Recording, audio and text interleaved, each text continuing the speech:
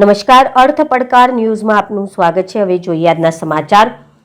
બેંકોકથી અમદાવાદની ફ્લાઇટમાંથી 6 કિલો ગાંજા સાથે એક શખ્સને ઝડપ્યો। અબુધાબીથી અમદાવાદ એરપોર્ટ આવેલા મુસાફર પાસેથી વિદેશી સિગારેટનો જથ્થો પકડાયો।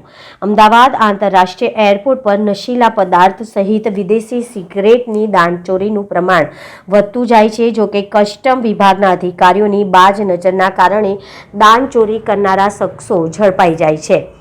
આજે વહેલી સવારે તથા ત્યારબાદ આવેલી બે ફ્લાઇટમાં આવેલા મુસાફરોને ઝડપી લઈને ગાંજો, ભાંગ અને વિદેશી સિગારેટનો જથ્થો પકડી પાડવામાં આવ્યો છે। આંતરરાષ્ટ્રીય બજાર કિંમત કરોડો રૂપિયા થાય છે। 6 કિલો ગાંજા સાથે એક વ્યક્તિની ધરપકડ કરવામાં આવી છે। નશીલા પદાર્થ વધતા જતા ચલણને ધ્યાનમાં રાખીને સરકાર તરફથી તેને ડામવા માટે કાયદાના કડક જોગવાઈ કરવામાં આવી હોવા છતાં પણ થોડા ઘણા નાણાં માટે કેરિયરો જોખમ ઉઠાવે છે।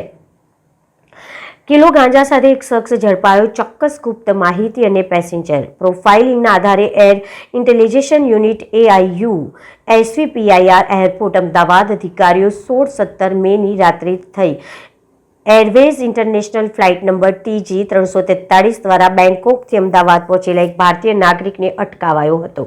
બેગમાં છુપાવેલા 6 વેક્યુમ સીલબંધ પેકેટો મળી આવ્યા હતા। મુસાફરના સામાનની તપાસ દરમિયાન અધિકારીઓની ટ્રોલી બેગમાં છુપાયેલા લીલા રંગના સૂકા છોડ જેવા પદાર્થવાળા 6 વેક્યુમ સીલબંધ પેકેટો મળી આવ્યા હતા, જે જપ્ત કરીને પરીક્ષણ કરાવતા તે પદાર્થ ગાંજાનું એટલે કે ભાંગ માટે પોઝિટિવ હોવાનું જાણવા મળ્યું હતું।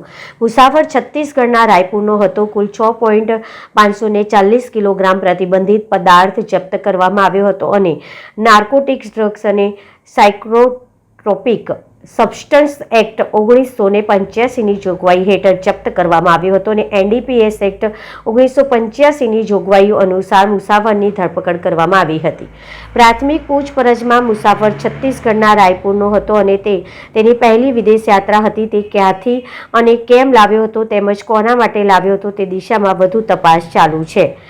ઇતિહાદ એવરેજ ફ્લાઇટના મુસાફર પાસેથી સિગારેટનો જથ્થો પણ મળી આવ્યો છે। આજે તારીખ 17 મેના રોજ અબુધાબીથી ઇતિહાદ એવરેજની ફ્લાઇટ EY 246 દ્વારા અમદાવાદ આવેલા બે મુસાફરો પાસેથી માન્ચેસ્ટર અને ડનહિલ બ્રાન્ડની વિદેશી મૂળ સિગારેટની કુલ 16,600 લાકડીઓ જપ્ત કરવામાં આવી હતી। આ મુસાફરો પૈકી એક મલપુરમ અને બીજો કોઝિકોડનો છે। આ સિગારેટનો જથ્થો કસ્ટમ એક્ટ 1962ની જોગવાઈઓ હેઠળ જપ્ત કરવામાં આવ્યો છે।